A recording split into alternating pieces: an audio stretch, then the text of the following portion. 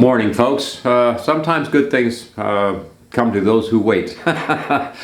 This is an older printer, but it just came on the market, and I just found it a couple days ago on the internet for sale locally here, and I jumped and paid cash immediately to have this printer in here. But I want to cover all the points and details about it today with you, because this is a situation where a printer that's a few years old, you might think, well, that's obsolete or something, but not really. I have a lot of printers, and we have a printer farm and we're running, but we were unable to run certain things, which this thing can do it. Yeah, so I'm going to get into all the details and the price and everything else with you, but I wanted to show you this immediately. This thing it's about 85 pounds, roughly. It's big, but yeah, we'll cover it all. Stay with me. Whew.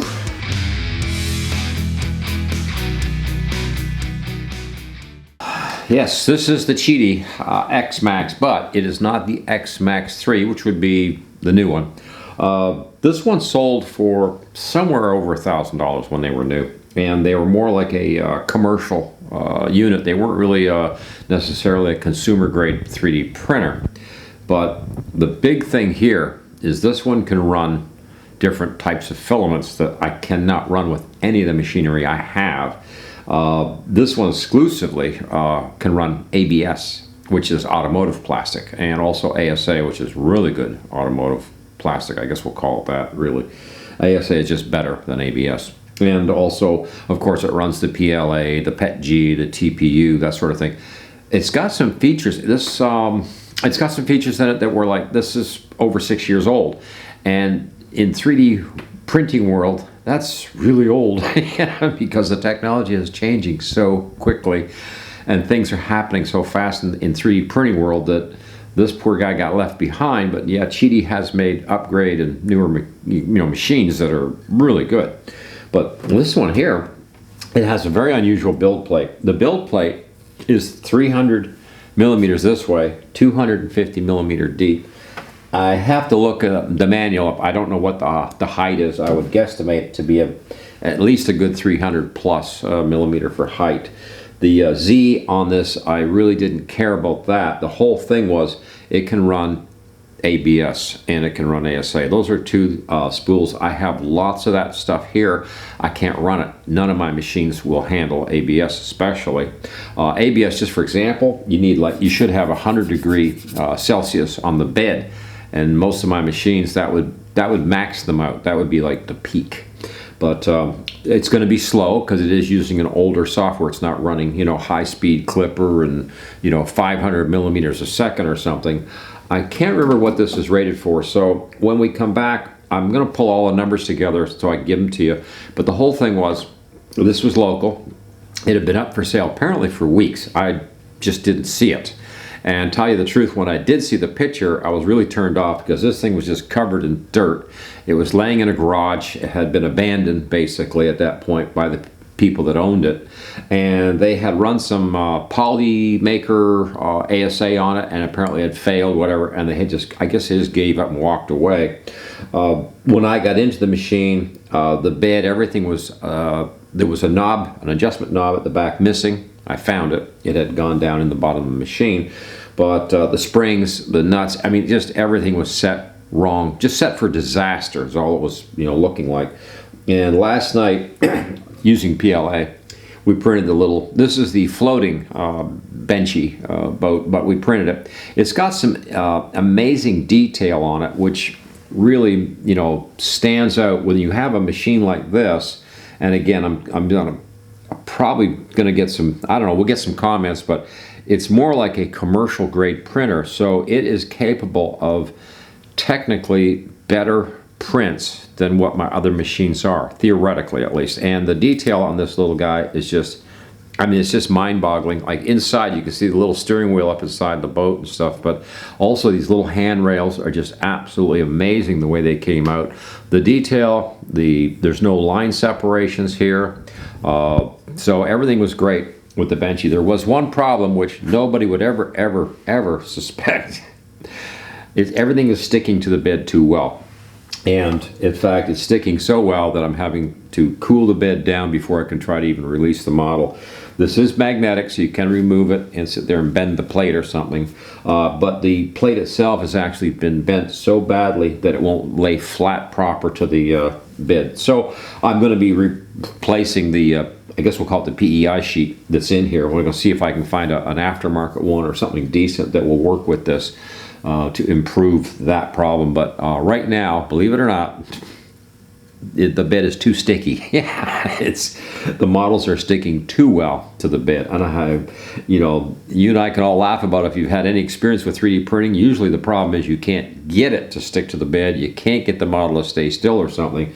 This one here is the opposite. You're fighting to try to get the model off afterwards. So interesting problem, that we don't usually have with this. Now, because of the construction of it and the way it was built mechanically, I believe it is capable of pretty good speed, and that's where something like Prusa, where you could go in and build your own profile, your own speeds, I'm thinking we could probably get this thing up to a pretty good speed, better than, say, an old bed slinger or something. So I'm hoping that's the case with this one. The size is a bit of a problem. I was going to put it with my 3D printing farm up on the shelf. It doesn't fit. It's way too big. So we're going to have to put this in its own spot for the time being until I can figure out how I'm going to lay this out. In fact, I might even change my layout in the garage a little bit with this particular machine so I can get my machines lined up a little bit better. It's just somehow they tell you how big it is, and then you take tape measure, you look, that's fine, Then you get the machine here and you're like, oh man, no, this will not fit. Now this has got a couple interesting features. One of them is the spool can be mounted on the inside at the back wall there and fed to the extruder. Yeah, that's, it also can be fed up here, of course, which is the way I set it up. Some parts were missing, so I don't have the proper rods and stuff up here for it. I just put a piece of wooden doweling in to hold some PLA in place while I just fed it straight to the extruder just to see how it worked. Also, I've got the lid, it's a magnetic lid, but got it half off so that the air can vent through, because it needs to have a certain amount of air movement when you're running PLA. If you're running ASA or any of those other ones, no, you'd want the chamber to, you don't want to control the drafting in the chamber while you're running those higher temperatures and higher requirements on filaments. So, price. Let me give you the numbers first, and then we'll talk about the price. Okay, I'm back with the numbers. It's 300 by 250 by 300, so it's a good size build. Nozzle will go up to 300 Celsius, which is cool, and the bed is only rated at 100 Celsius. I'm a little disappointed over that. I thought the bed would go hotter than that, but it's 100. So again, because of that 6-year whatever technology, yeah, this is, nothing like nostalgia. Old machine, but, the capability is what really fascinates me with this machine, because we've had some clients asking about ABS projects, and it was like, no, I really can't run ABS, at least not large parts and stuff like, no, I just can't do it. I don't have the machines, the capacity to run that kind of thing, and I've been worried a little bit about it because there has been some opportunities to do some ABS work or even some ASA work for clients, and it's like, I can't because I don't have a machine that'll do it. Well, this one here does it, and locally, this was for sale for $200. Yeah. There's no reason to be scared of a machine for that low price, because technically, I didn't know the background, didn't know any history, didn't ask the folks, just went over and saw it and said, okay, it's been thrown in the back corner of a garage and abandoned, and obviously it needed some work. There was no way it could run anything the way it was set up, but they'd had some struggles with it and they gave up. Lost interest, which, anything these days, I don't care if it's lasers or CNC machines or 3D printers, people will buy these things sometimes, and unfortunately they lose interest or find out this is not what they want. So I guess what I'm saying is the deals are out there, but you have to shop it a little bit. I was a little concerned about the possibilities there may be some hidden issues here that I'm not seeing, but once I got it home and saw the condition that it was in, and how lame it was like, yeah, obviously they would have been struggling. There's no way they could have got this thing to do anything, because it was set up wrong. They had somehow the build plate was completely mounted wrong on the machine. Again, I have no idea. I don't know what happened or what was going on with it, but they were trying to use thumb screws instead of the original knobs. I put the original knobs back on. I added a washer to the springs to get the springs to compress properly and to be tight, so that once you set the build plate up, hopefully it won't go out of whack, you know, easily.